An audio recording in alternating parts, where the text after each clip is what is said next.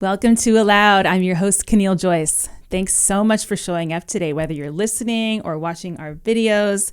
It's great always for you to take this time for yourself. I really, really do appreciate you treating your own gifts and your own value as something to be invested in and nurtured. And you taking the time to do things like listening to this podcast and, doing your practices, whatever they are for you, that makes a direct impact on the things that matter most to all of us on the earth. I really believe that when we all put our own unique gifts forward and we share them and we don't reserve them, that we together really can solve all these big problems that we face as a society. And geez, isn't life just so much more fun? So I'm just so grateful to you for taking that and taking your gifts as preciously as I think that they are for you. So today, we are going to continue our conversation that we've had already a couple episodes on, focused on integrity. We had one episode about what integrity is, why it matters, how to feel it in your body and use your body as an instrument to help you connect to what the path of integrity is for you. In the next episode, we talked about how to create clear, unarguable agreements that are high in integrity themselves. These are agreements where you have a whole body yes, as we discussed way back in episode 39, but also these are agreements that have specific attributes that make them easy to be accountable for, to talk about, to not be in drama around, and if needed, to renegotiate those agreements so that you can get back into integrity if there is a lapse in integrity. Now, integrity is a life-giving force. Integrity is what gives you a sense of aliveness and alignment. When you're in integrity with yourself, you are vibrant and strong and whole, and you're open to receiving all of the good things that life is wanting to flow through you and from you. So it matters. It matters a lot. Now, conversely, integrity breaches are one of the most destructive forces in organizations and teams and families. When we don't do what we say we'll do, when we create agreements that are vague and impossible to understand, ill-defined, low-integrity agreements, all of those things, those lead to lots and lots of drama. Now, why would we ever do such things? Why would we ever fall out of integrity? Well, usually it's because we were in drama to begin with. We make up a bunch of stories about people being victims, or we fail to really just own what is in our own unique zone of genius, and we fall into integrity breach.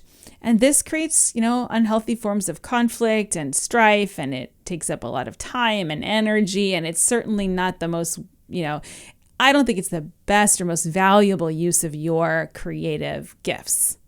So today I'm going to share with you one of my favorite tools. This is a tool that I teach to my executive teams when I'm doing executive team development and offsites and trainings. And it's really useful regardless of if you are an executive or even in a formal people manager leadership position. This is a useful tool to apply in all areas of your life.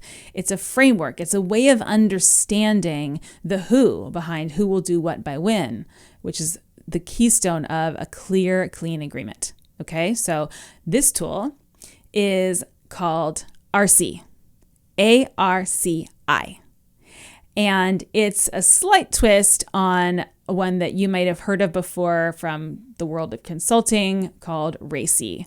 The acronym stands for the same things, but I put the letters in a different order, and there's a reason for that, which I'll explain in a moment. So ARCI is a framework for understanding the structure of an agreement and how we're going to cooperate and coordinate action together in a social unit. So meaning there is more than one individual here. And if you think about the nature of agreements in companies and nonprofits and organizations and government, this is one of the trickiest issues, right? Is, well, we don't really know who's supposed to be doing what. Or, I thought you were doing it. I thought you were doing it. Nobody's doing it. Or everybody's doing it and you're stepping on each other's toes and, doing work twice that doesn't need to be done twice and perhaps going in different directions and building up a bunch of drama in the process. So I love, love, love this tool. ARCI stands for accountable, responsible, consulted, and informed. Those are the 4 categories of people who can fall into this matrix called ARCI. And you can apply this to any agreement at all. You can apply it to how a team generally operates. You can apply it to a process. You can apply it to a project. You can apply it to achieving a specific goal. And you can apply it at all different layers. So often if I'm guiding a team through a process of defining, say, their annual company goals, or we're doing OKRs for the quarter, then after we've got that defined, then we go into, okay, let's fill out that RC and let's figure out who's accountable, who's responsible, who's consulted, and who's informed. So I'm going to get into each of these categories of people, and I think you're going to start having some ahas right away about some muddled situations you may have ever been in at work or at home or in any place where you're trying to get something done with someone else. It's pretty remarkable. So the A is accountable. The accountable party. Here's where there's a rule. You're only allowed to have one person in the accountable column of this matrix, right? Only one person can be in that accountable position. What accountable means is that's the individual who at the end of the day is accountable to the rest of the organization or to the rest of the people in that RC. They're accountable for the results, the intended and unintended results, both of the thing being implemented and any kind of accidental process-related issues that come up along the way. They're accountable for it. They're accountable for relaying back. Here's an account of what happened. I'm going to tell you, did this thing that we agreed to do, did it actually happen or not? And at the end of the day, I am the one who, if I'm accountable, I am the one who needs to explain that to everybody else. Now, we all know that in reality, we can only ever hold ourselves accountable. Others can't hold me accountable if I don't think I'm accountable. And that's partly why this is such a valuable thing to define. So once I've raised my hand and I say, I will hold myself as accountable, you can also hold me as accountable, and I am accountable for this project. I am the one person that at the end of the day, I'm accountable. That's really key. So then we don't have finger pointing. We're not wondering who's accountable. There's just that one person who's got to really kind of take some ownership. Now, that's different from the person or persons who are signing up to actually do the work of fulfilling the agreement or getting it done. So the kind of execution or implementation, action-oriented column, that would be R. That's responsible.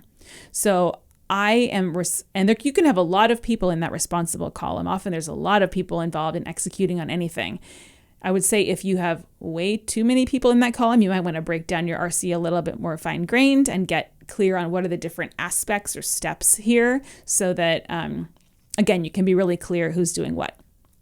So responsible means I'm doing it. I'm getting it done. I am raising my hand and saying, I'm actually accountable to you guys and to myself for being the responsible party. I am the responsible party. I'm getting it done. Now, often you will have a person who is the accountable party, and they also are responsible for some or all of the work. But it's not the same thing, right? So I could be accountable, which might mean I'm going to make sure it gets done, and I'm going to delegate it. I'm going to outsource it. I am going to make sure that the project actually gets completed and that we relay that to those who need to know. But I may or may not be actually boots on the ground getting it done. So this is a useful thing to know when you're kicking off any kind of project, that there's this distinction between accountable and responsible. Because, I think sometimes people are wary about raising their hand and saying, I'll be accountable, because they think, well, I've got way too much on my plate to do that stuff. It doesn't necessarily mean you have to do it. That would be an assumption. So just get really clear on, where is the genuine willingness, what actually is aligned, what makes sense, who should be accountable, who should be responsible, and should there be any sharedness in those positions. All right, now that brings us to position number 3, which is the C for consulted. The consulted are those who everybody else, those who are responsible, those who are accountable, they need to consult with those individuals. perhaps to get some advice, some feedback, some specific expertise or some insights or gather some data, whatever it is. They need to consult with them, but the consulted they're not necessarily in charge of getting it done. Nor are they the accountable party. Yes, they're accountable for everything that they do. They're accountable for the counsel that they give, the consultation that they give, and how effective and true and all that their consult is. But they're not necessarily doing the stuff unless they're also in the R column, unless they're also listed as responsible. All right, so just to review, we've got the one person in accountable. They're saying, I'm responsible for all of the results. I'm going to make sure that this thing happens, and I'm going to give you an account of what it is. Then we have the R, responsible. They're executing, implementing, actually getting it done. There may be one of those R's who's also the A, who's also accountable, but the A person doesn't necessarily have to do the R. So you can consider those separate. Then there's the C. That one is consulted. They're bringing new information, expertise. Now, everybody upstream from them, the A's and the R's, they are responsible, accountable for doing that consultation. You can't move forward without that consultation. Again, here's where it's good to be really specific about what kind of consultation, when will it happen, who exactly in that column is going to do it. So the more clear you can get on that, the better. The last category in the ARCI framework is I. I stands for informed. This is my favorite one to talk about. So the I parties, that's the informed, right? So all that's needed with them is to let them know what's going on and what happened. Whatever it is that you're saying they need to be informed about. Key thing here is, it doesn't mean that they're consulting. It doesn't mean that anybody upstream from them, the A's, the R's, and the C's, need to get their input per se, unless they are also in the C column. All right? So they're just informed, which means that you can move forward on the project and you can inform them at the time that makes the most sense. And it may be that you inform them after the thing got done. It may be that you inform them along the way. Get clear on what that means. Who are those stakeholders who need to be informed? Okay, who needs to be informed about what and when and by what means? How does that need to happen? The common things I see in organizations where this tool is transformative, these are some common situations I see where agreements go haywire and chaos ensues. One is, there's often a confusion, a confounding or like a collapsing of these last two, the C and the I. This is a complaint I hear a lot of times about the kind of those who are new to the workforce coming in and feeling like they are supposed to give advice on everything. And I think it's often not clear who is, when is being informed, are you actually asking for consultation or not? So there's often this confusion about, am I consulting or am I in the informed class here? Which one of those two? So that's where some confusion can happen, and it's really useful just to let people know which one they're in. Another piece of confusion I often see is people thinking that someone's responsible, but they only believe that they're responsible for consultation. So this is that typical thing. Well, this guy just walks in and he tells everyone what to do and how to do it, but he doesn't actually get anything done. Well, maybe that's because he's in the C column. And that would sure be useful for everyone to know. And again, this is just one more further breakdown of clear agreements. It's one new lens for you to add to what it means to have a clear agreement in a team setting.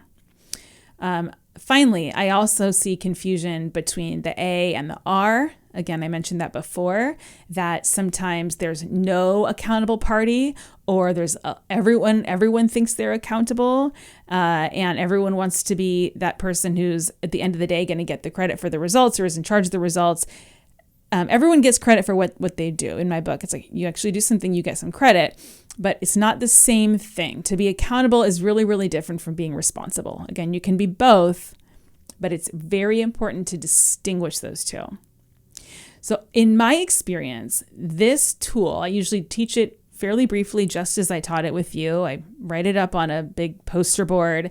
This is the one that makes the light bulbs go off. And executive teams at very successful companies say, oh my gosh, we don't know who's accountable for what. This is such an easy tool. I've been referencing these columns. I usually put it in a spreadsheet, and I've got the steps or aspects of a project or a process lifted on the, in the rows on the left-hand side. And then I've got ARCI going across the top.